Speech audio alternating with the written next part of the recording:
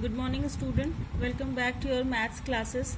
बच्चों, वैसे तो आज हम लोग फंक्शंस के बारे में पढ़ेंगे, लेकिन उसको स्टार्ट करने से पहले रिलेशन का एक टॉपिक छूट गया था, आइडेंटिटी रिलेशन। उसके बारे में थोड़ा डिस्कस करेंगे। आई होप कि आपने फर्स्ट एक्सरसाइज कंप्लीट कर ली होगी and now you are able to check it out that whether the given relation is a equivalence relation or not, और reflexive, symmetric और transitive चेक करना अभी तक आप लोगों ने प्रैक्टिस कर लिया होगा, सीख लिया होगा। आइडेंटिटी रिलेशन या हिंदी में इसे कहते हैं तत्समक संबंध। ये क्या होता है? आइडेंटिटी मीन्स सेम, है ना। आइडेंटिकल से आइडेंटिटी यहाँ बनी है। जैसे स्कूल में यूनिफॉर्म होता है ना, सभी बच्चों का बिल्कुल एक जैसा ड्रेसअप होता है। इससे ये नहीं है कि किसी बच्चे में कोई बच्चा बहुत अच्छा पहन के आ रहा है या कोई बच्चा नहीं उतना एफर्ट कर पा रहा है, इसलिए सभी बच्चों के लिए एक जैसी ड्रेस होती है जिसे हम यूनिफॉर्म कहते हैं, इनको आइडेंटिकल बनाने के लिए। ऐसे ही आइडेंटिटी रिलेशन होता है कि उसमें ऐसे पेयर हों जिस पेयर के दोनों एलिमेंट्स आइडेंटिकल हों, ठीक है, एक जैसे एलिमेंट्स हों हर एक पेयर में, प्री इमेज और इमेज दोनों सेम हो। आ relation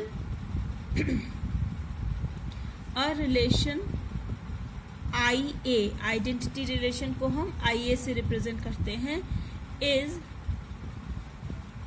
said to be an identity relation on set A if IA is a relation on A such that it is a set of all ordered pairs having element AA, ठीक है, where A belongs to A, ठीक। यानी ऐसे pairs का set जिसके कि दोनों elements image और प्री इमेज दोनों सेम हो, तो उसे हम आइडेंटिटी रिलेशन कहते हैं। बच्चों, आइडेंटिटी रिलेशन और रिफ्लेक्सिव रिलेशन में थोड़ा सा डिफरेंस है। आइडेंटिटी में सिर्फ और सिर्फ AA टाइप के ही एलिमेंट्स होने चाहिए, जबकि रिफ्लेक्सिव में AA type for each A होना चाहिए, ठीक है। जरूर उसमें कोई दूसरे पेयर्स भी हो सकते हैं, लेकिन आइडेंटिटी में सारे मतलब सिर्फ और सिर्फ AA टाइप के ही पेयर होंगे। आइडेंटिटी के लिए ये जरूरी नहीं है कि A के हर एलिमेंट का सेम पेयर उसमें हो।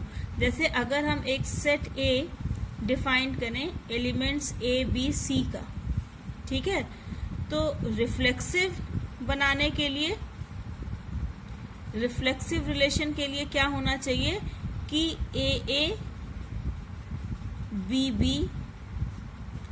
CC जरूर होना चाहिए ना, for each element of AA BB और CC इसमें होना ही चाहिए।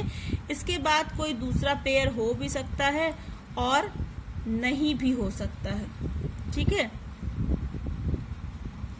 हो भी सकता है और नहीं भी हो सकता है। ये रिफ्लेक्सिव की कंडीशन हो गई, लेकिन तीनों एलिमेंट्स के लिए AA BB और CC इसमें होना ही चाहिए। लेकिन अगर इसी पे हम एक आइडेंटिटी रिलेशन हम डिफाइन करना चाहें, तो पहली बात तो जरूरी नहीं है कि इन तीनों के आइडेंटिकल पेयर्स इसमें हो, लेकिन जो भी पेयर होगा वो आइडेंटिकल ही होगा। इसमें AA हो सकता है, इसमें CC हो सकता है, ठीक है, इसी टाइप के पेयर्स होंगे। BB भी हो सकता है, लेकिन इसके अलावा कोई इस तरह के अलग अलग एलिमेंट्स वाले पेयर इसमें नहीं होंगे। तो ये रिफ्लेक्सिव और आइडेंटिटी में डिफरेंस है। एक तरह का और रिलेशन होता है एम्प्टी रिलेशन। हम पिछले क्लासेस में सेट की डेफिनेशन से हम पढ़ चुके हैं कि phi is a subset of each set. Phi जो है वो सभी सेट्स का सबसेट होता है। तो A क्रॉस A भी एक सेट है इसका मतलब फाई उसका भी सबसेट होता है, यानी phi as a relation exist कर सकता है। एक एग्जाम्पल लेते हैं कि let A is a set of odd integers, ठीक है। सेट ए एक ऑड इंटीजर्स का सेट है, ठीक। अब इसमें हम एक रिलेशन आर डिफाइन करते हैं, set of all ordered pairs X Y such that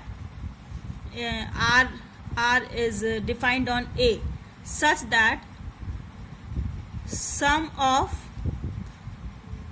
x and y is an odd number, ठीक है। चूंकि r a पर डिफाइंड है और एक ऐसा सेट है ऑड इंटीजर्स का है, इसका मतलब क्या हुआ कि x और y दोनों ऑड नंबर्स होंगे, और हम जानते हैं किसी भी दो ऑड नंबर्स का सम हमेशा इवन होता है। लेकिन यहाँ पे कंडीशन क्या दिया गया है कि sum of X and Y is an odd number, उनका सम कैसा होना चाहिए, ऑड होना चाहिए। तो हमें इस पूरे सेट ए में कोई भी पेयर एक्स वाई ऐसा नहीं मिलेगा कि जिसका सम जो है वो ऑड नंबर आए। तो इसका मतलब क्या हुआ कि ये एक नल रिलेशन होगा, ये एक एम्प्टी रिलेशन होगा फाई। और चूंकि और रिलेशन होने की एक और सिर्फ एक कंडीशन है कि आर जो है वो ए क्रॉस ए का सबसेट होना चाहिए, और अभी हमने पढ़ा था ना कि फाई सभी सेट्स का सबसेट होता है। Phi is also a subset of A cross A, therefore phi can be considered as a relation defined on A cross A and it is called the empty relation, ठीक है। तो identity relation और empty relation ये हो गया। Now we will move to the functions, that what are the functions, is any difference between a relation and a function. Function और relation में कोई डिफरेंस होता है या नहीं, ठीक है।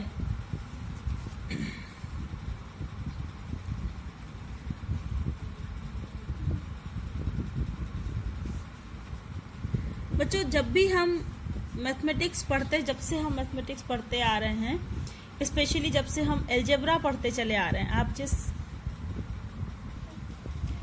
स्पेशली जब से हम लोग एल्जेब्रा पढ़ रहे हैं, हम फंक्शंस ही पढ़ते आ रहे हैं। शायद उसका डेफिनीशन या उसका नाम तब हम लोगों ने यूज नहीं किया था। जब भी हम कुछ लिखते हैं, जैसे हमने एक इक्वेशन लिखा y is equals to mx plus c, है ना, तो ये भी एक फंक्शन ही है, ठीक, जिसकी एक्चुअली मैथमेटिक्स की जो ड्राइंग होती है ना, जो भी आप पढ़ते हैं उसकी जो एक शक्ल होती है, जो उसकी मैपिंग होती है, उसी को हम फंक्शन कहते हैं, ठीक। किसी भी दिए हुए इक्वेशन को, किसी भी दिए हुए मैथमेटिकल एक्सप्रेशंस को हम जब मैप पे उतारते हैं, जब हम उसे अपने प्लेन पर या स्पेस पे ड्रॉ करते हैं, it gives the face to the mathematics, ये एक चेहरा देता है उसे, and it is actually the function, है ना। तो फंक्शन क्या होता है, फंक्शन रिलेशन का ही एक स्पेसिफिक फॉर्म होता है। अब फंक्शन जिसे कि हम स्मॉल f से रिप्रेजेंट करते हैं, पहले हम डेफिनेशन देखते हैं, फिर इस पर हम डिटेल में डिस्कस करेंगे। A relation f, ठीक है, from a non-empty set, non-empty set A to a non-empty set B is said to be a function, function if every element of A has one and only one. ठीक है, one and only one. कहीं कहीं पे ये लिखा होगा unique. Unique का मतलब भी यही होता है. One and only one image in B. ठीक है, F from A to B means कि पहली बात कि पूरा का पूरा ए पार्टिसिपेट करना चाहिए, है ना. मैं लिखा है set to be a function if every element of A. A का कोई भी एलिमेंट छूटना नहीं चाहिए.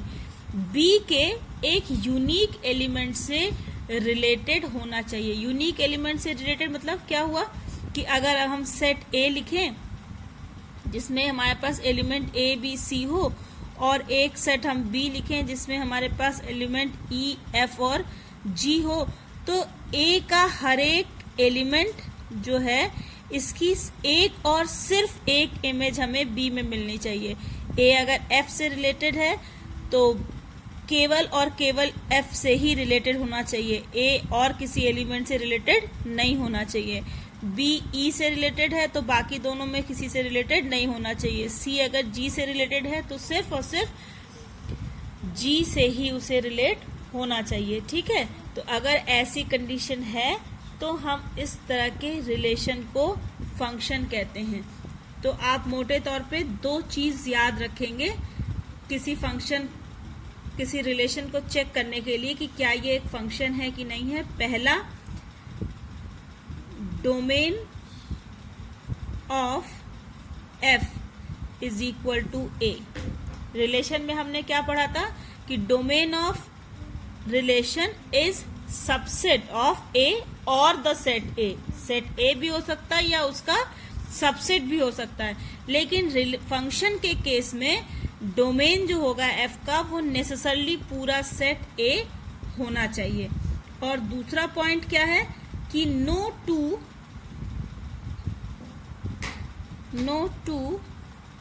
डिस्टिंक्ट मतलब अलग अलग, है ना. नो टू डिस्टिंक्ट ordered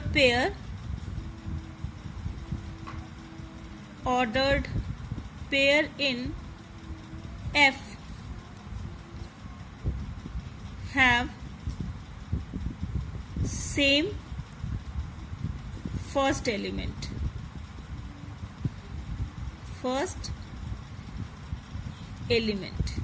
सबसे पहले क्या चेक करेंगे कि पूरा डोमेन जो होगा एफ का, जो आप डोमेन बनाएंगे ना, एफ के सारे ऑर्डर्ड पेयर्स के पहले एलिमेंट्स का सेट जो बनाएंगे वो डोमेन होगा एफ का. तो वो डोमेन जो है वो पूरा सेट ए होना चाहिए, कोई भी एलिमेंट छूटना नहीं चाहिए. और दूसरी क्या कंडीशन होनी चाहिए कि एफ के किसी भी दो अलग ऑर्डर्ड पेयर्स का पहला एलिमेंट सेम नहीं होना चाहिए. पहला एलिमेंट सेम कब होता है, यहाँ पे ऐसे हमने लिखा था कि ए एफ से रिलेटेड है.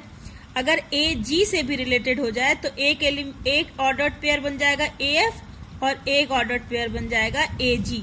अगर ए को हम जी से भी रिलेट कर दें तो ये कंडीशन नहीं होनी चाहिए. ठीक है, ये कंडीशन नहीं होनी चाहिए.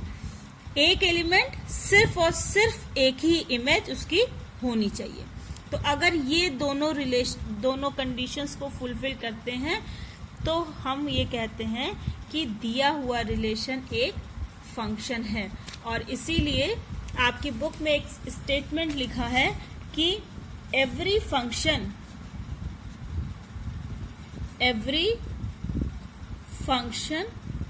Is a relation.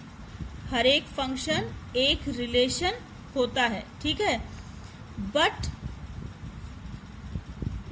Every relation is not a function. हर एक फंक्शन रिलेशन तो होता ही होता है, मैपिंग होती है वो, लेकिन हर रिलेशन ये दोनों कंडीशन फुलफिल नहीं करता, इसलिए हर रिलेशन फंक्शन नहीं होता. ठीक है, मोटे तौर पे आपको जो पढ़ना है वो पढ़ना है रियल फंक्शन। रियल फंक्शन और रियल वैल्यूड फंक्शन। पहले देखते हैं रियल वैल्यूड फंक्शन। ठीक है, function is a mapping. Actually ये तुम्हारा सेट ए है, ये है तुम्हारा सेट बी। ए के एलिमेंट्स का एफ के अंडर बी में हमें इमेज मिलती है, यही तो होता है फंक्शन। मतलब एक तरह से ए के जो एलिमेंट्स हैं इस फंक्शन के अंडर में उनकी वैल्यू किससे मैच करती है, ये हमें बी में मिलता है। ठीक, तो जब हम रियल वैल्यूड फंक्शन की बात करेंगे, मतलब यहाँ की बात करेंगे जहाँ पे हमें उसकी वैल्यू मिल रही है, रिलेटेड। ठीक है, डोमेन नहीं, रेंज की बात करेंगे। अगर ये रेंज रियल नंबर का सेट हो,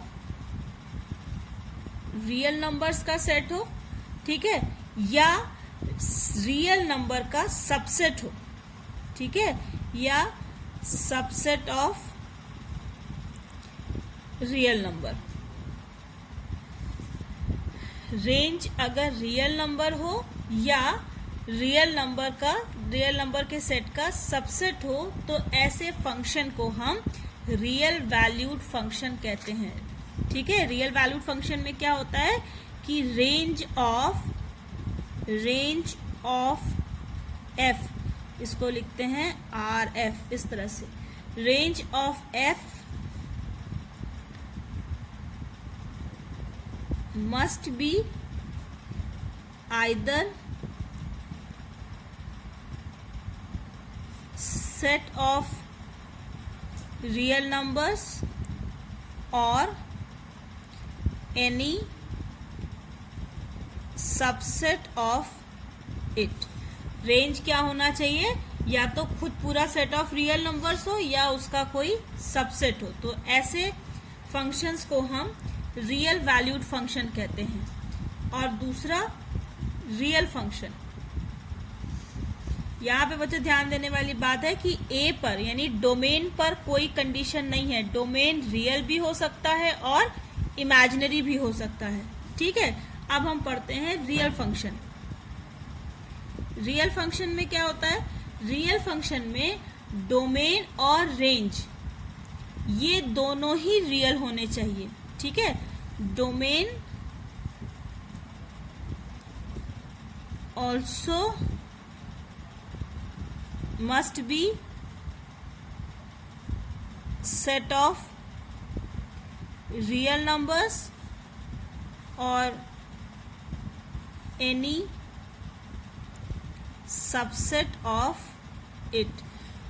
सेट ऑफ रियल नंबर्स ही होना चाहिए या फिर इसका कोई सबसेट होना चाहिए, तो उसे हम कहते हैं रियल फंक्शन। रियल वैल्यूड और रियल फंक्शन, ये दो function, real valued function and real function. आपको जो पढ़ना है वो रियल फंक्शन पढ़ना है। हम जो फंक्शन डिफाइन करेंगे वो रियल फंक्शंस ही होंगे, सेट ऑफ रियल नंबर्स पे ही होंगे।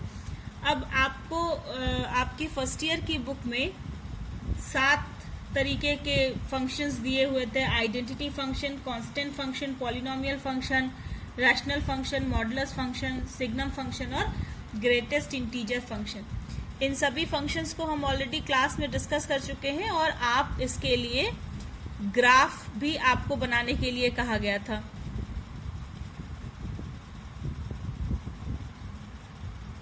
सो आई होप कि आपने इन सभी तरह के फंक्शंस के ग्राफ बना लिए होंगे। अब हम पढ़ेंगे algebra of real functions. Algebra of real function.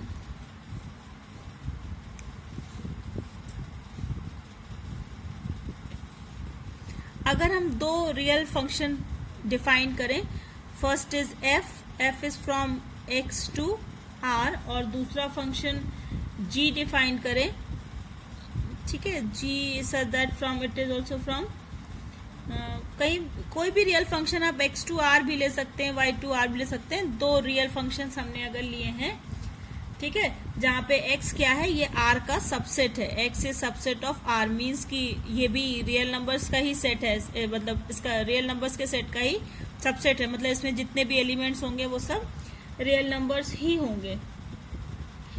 तो अगर ऐसे दो सेट लें तो f plus g from x to r, ठीक है, इन दोनों का कंबाइन अगर हम करें तो क्या होगा कि f plus g of x is equal to f of x plus g of x, ठीक है। f minus g of x is equal to f of x minus g of x। Alpha f, where alpha is any constant, alpha f of x is equal to alpha into f of x. F dot g of x is equal to f of x into g of x. F by g of x is equal to f of x upon g of x, ठीक है।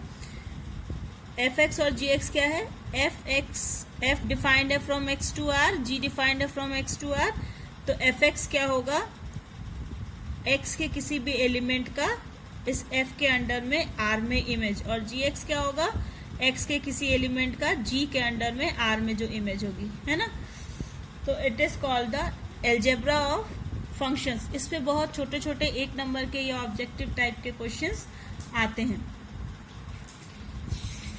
सो आज आप किसी भी function, किसी भी दिए हुए रिलेशन को चेक करने की प्रैक्टिस कीजिएगा कि whether the given function, given relation is a function और नॉट, ठीक है। नेक्स्ट वीडियो में हम टाइप्स ऑफ फंक्शंस पढ़ेंगे और उसके साथ ही साथ हम दिए हुए फंक्शन को चेक करना भी सीखेंगे कि टाइप्स ऑफ फंक्शन जैसे हम पढ़ेंगे कि 1 1 है, कि मैनी 1 है, ऑन 2 है, कई तरह के रिलेशंस पढ़ेंगे और फिर उनको दिए हुए कई तरह के फंक्शंस पढ़ेंगे और फिर उन्हें चेक करना सीखेंगे कि whether the given function is 1 1 और ऑन 2 और not. So till then keep on practising. किसी बच्चे ने मुझे पिछले वीडियो के बाद पूछा था, जो हम लोगों ने सम किया था, ये वाला wife x is wife of y वाला, कि मैम ये ट्रांजिटिव कैसे है।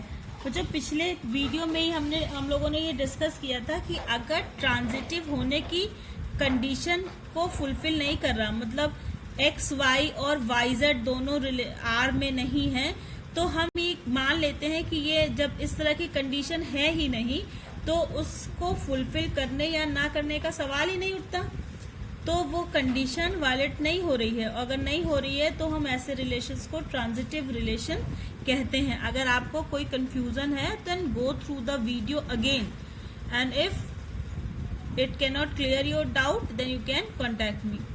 Okay, till then take good care of yourself and your family also. Bye.